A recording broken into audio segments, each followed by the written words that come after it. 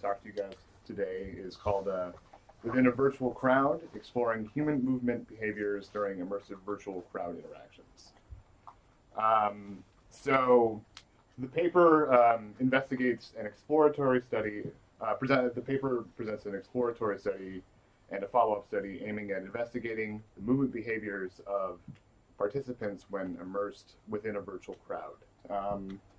So the scenario we put people in was a crosswalk scenario where they would walk with a virtual crowd when the light on the other side turned green. And the main purpose of this study is to investigate whether a simple walking task performed by participants can be affected by a virtual crowd that surrounds the participants within the virtual environment. So there are some related research into virtual crowds, so I'm just going to go over that really quickly. So we do know that people, when their personal space is violated, they tend to have negative reactions. Should be pretty obvious, maybe. The participants follow longer paths around dense groups of characters. They also show a negative affect when interacting with high-density crowds. And having a proper size and variation of the character models used within a crowd improves the realism of a participant's perception of those crowds. And lastly, that a lack of collision avoidance mechanics and other artifacts from the crowd elicit low presence or comfort levels. So there are a couple of different ways that people have gone about measuring walking through crowds. Those include the time it takes, how far you walked, the speed that you walked, general empirical observations, the curvature radius, the Euclidean distance from a straight line, angular velocity profile, and the shape of trajectory. Though it seems that the speed measurement seems to be the most important from what we were able to, so there were four basic questions for these two studies. Those are, does the density of the virtual crowd affect the movement behavior of participants? Given that the density does affect participants, does the speed of a virtual crowd affect the speed of participants? And does the direction of a virtual crowd affect the direction of the participant? And lastly, does participant movement behavior correlate with movement behaviors of the crowds that they are put in? So the first user study we did was investigating the density of the crowd. So we had 5 basic conditions: the no density condition, a low density condition, a medium density condition, a high density condition, and an extreme density. Basically, the low density condition is 1 every square meter, and for every condition you go up another half person. Yeah.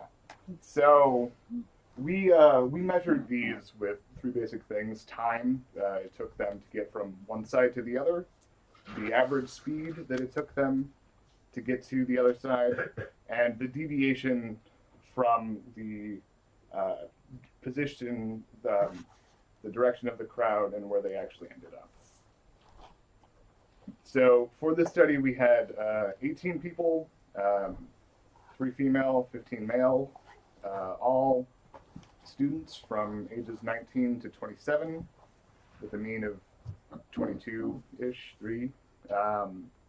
So we had them walk in 3 repetitions of each of the 5 conditions, which we use Latin squares to balance out any residual effects. It should also be noted that motion sickness was not encountered during either of these studies. So we did actually find some significant results.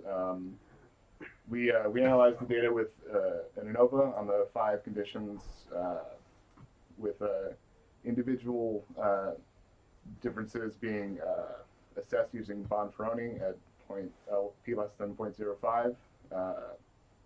So for time and speed, we found significance. For time, it was indicated that the no density and low density conditions were significantly lower. The no and medium high densities were significantly lower, and the no and extreme were significantly lower. In addition, the mean time was significantly lower for high and for extreme.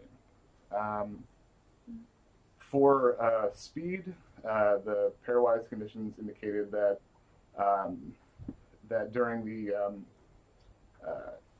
extreme and high density conditions, they were significantly lower than pretty much all the other ones at p less than 0.001. The mean speed of the medium to no density was significantly lower, and the mean speed of low to no density was significantly lower. Sorry, it's hard to say. So yeah, given that we found all those significances, we decided to do a follow-up study to test the speed and direction of the crowds. So for this study, we had 11 conditions, 5 speed conditions, and 6 direction conditions. The directions are the absolute value of the change of the crowd, which you can see on the next one. If you look closely, it's kind of hard to tell, but you can kind of tell that they're going in different directions. So the study was pretty similar to the first one. We had 20 people for this one, 12 of which were from the previous study. 4 females, 15 males, all 19 to 27. And they all had used virtual reality at least once. So we found less significance for this. The deviation was not significant, but for speed, we did find that the lowest speed condition was significantly lower than the speed conditions for 3, 4, and 5 at p less than 0.05. And using Pearson's product moment correlation coefficients, a weak uphill linear correlation was found for speed. Yeah, I'm not doing it on time. I'm probably going too fast. All right. So some limitations. Some stuff we didn't do. We didn't include a questionnaire concerning presence, embodiment, and trust, which probably would have been useful for this study. We'll probably include that in the next iteration of similar studies. Something else, the fact that the crowds all had uniform speeds may have affected the participants' perception of the realism of the crowd. And we also we could have designed the study to analyze the interactions between density, speed, and direction, which probably would have been helpful. So for future work, we want to investigate changing the crowd with other conditions, such as changing the appearance or emotions of the characters that you walk with. And we'd also like to change how the pedestrians move, such as you walking in the opposite direction or them going in like a curved path. So yeah, in conclusion, we did find distinct differences in speed and time measurements with both density and speed of virtual crowds. We can safely assume that there's probably more of these if we do similar studies in the future. So yeah, we think that these findings should be useful for virtual reality games and applications that people develop in the future with virtual crowds. Yep, and that is all of the things that I have.